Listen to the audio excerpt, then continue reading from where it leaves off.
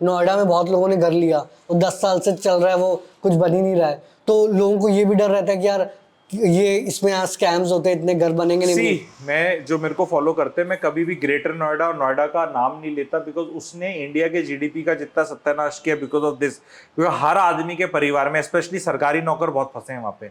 वो गए इसलिए वहां पे क्योंकि गुड़गांव महंगा हो गया था, तो वहां बहुत फंसे हैं। आम्रपाली के, जेपी के, यूनिटेक के, अभी एनबीसीसी बना के दे रहा है और सप्लाई है, इसलिए मैं कभी वहां पर ये चीज भी क्या है, अब तेजी के मार्केट में ये ज़ॉम्बीज भी खड़े हो रहे हैं, जिंदा हो रहे हैं।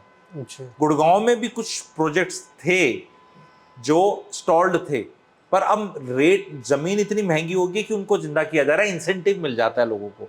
तो ये जो दर्द थे उस जनरेशन के खत्म हो गए, वो जनरेशन निपट चुकी है। बिल्कुल रेरा नहीं था, स्पेकुलेशन थी।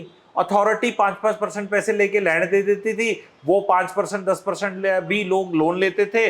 जो नॉर्मल बड़े बड़े प्रॉपर्टी डीलर थे वो डेवलपर्स बन गए। ऐसे ऐसे भी बहुत है। और पैसा भी उल्टा सीधा था कंट्री में, बहुत उल्टा सीधा था, उसका अपना ही फियास्को है एंड वो दर्द का विषय है।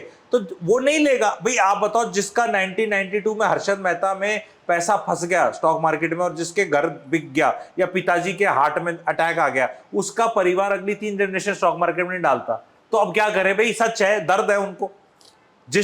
पर मैं ये बोलता हूं कि अगर किसी परिवार में गाड़ी का एक्सीडेंट हो जाए या स्टॉक मार्केट का या रियल एस्टेट का हो जाए, तो आगे लोगों को जीना तो पड़ेगा ना। जहाज में भी बैठना पड़ेगा, गाड़ी में भी बैठना पड़ेगा, खरीदना भी पड़ेगा। एक्सीडेंट्स होए, पर अब क्या है, वो लोग भूल रहे हैं। 2024 आ गया, 25 आने वाला है, लोगों ने रनअप देखा है ना। मत खरीदो भाई। आपको डर है कि ये नहीं बनेगा, मान लो, तो रेडी टू मूव इन ले लो। पर रेडी टू मूव इन, बहुत महंगा है। रेडी टू मूव इन के लिए पैसे नहीं है मेरे पास। हाँ, क्योंकि मेरी तनख्वाह तो धीरे धीरे बढ़ेगी, और फिर मुझे पता है रेडी टू मूव इन में फिर वही कैलकुलेशन आ जाएगी निखिल कामत जी की, 3% तो है।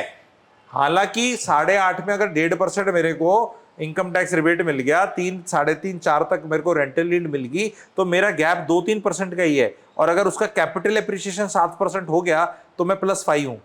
अच्छा, तो मैं as a balance sheet positive में ही हूँ, कैश फ्लो पॉजिटिव ही हूँ। लेना चाहिए रेडी टू मूव इन में, अगर मैं रिस्क नहीं है। पर मोस्टली कैपिटल एप्रिसिएशन अभी अंडर कंस्ट्रक्शन में हो रहा है। बड़े प्लेयर्स आ रहे हैं, लिस्टेड प्लेयर्स आ रहे हैं, बहुत पैसा है इनके पास। तो आपका DLFs of the world, Sobhas, Shapoor ji, Godrej, Prestige, इनको प्रमोट नहीं कर रहा, सिर्फ ये बोल रहा हूँ, ये सारे लिस्टेड प्लेयर्स हैं। ये सारे लिस्टेड प्लेयर्स हैं। तो ये लिस्टेड प्लेयर्स की बैलेंस शीट्स पता है हमें, इनका पेडिग्री पता है, और रेरा भी है। तो हम खरीदना चाहें तो खरीद सकते हैं।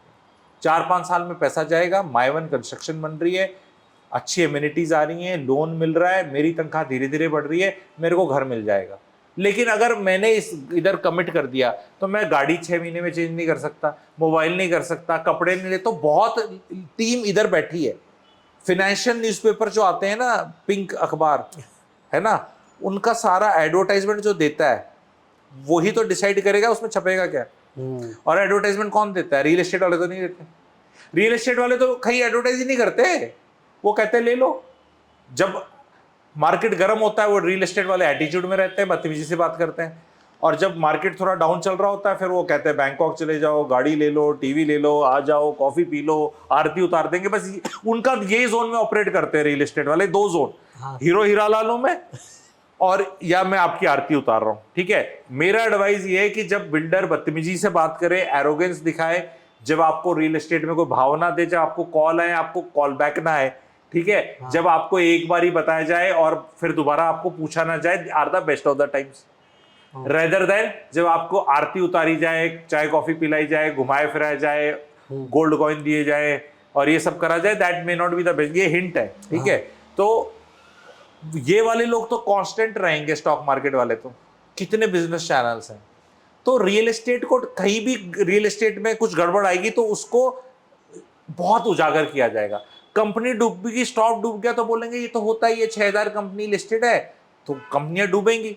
तो भाई रियल एस्टेट में भी ऐसे क्यों नहीं हो सकता कि बिल्डर हैं, कुछ ना कुछ कांड होंगे ही। हालांकि अभी बहुत कम हो रहे हैं, okay, because of RERA coming, checks and balances. पर मैं लोगों को बोल रहा हूँ भाई तुम्हें डर लग रहा है तो डर में ही तो पैसा है। फ्यूचर ऑप्शन में क्यों जाते हैं फिर लोग? डर नहीं है वहां, बहुत ज्यादा डर वहां तो बहुत ही ज्यादा है। फिर तो आपको देखना है, रिस्क रिवॉर्ड रेशियो कैलकुलेट करना है। कि भाई आप एडवांस स्टेज ऑफ कंस्ट्रक्शन में ले लो प्रोजेक्ट को रीसेल में, या रेडी टू मूव इन ले लो, जिसको लेना है जैसे समझ के लेना है ले लो।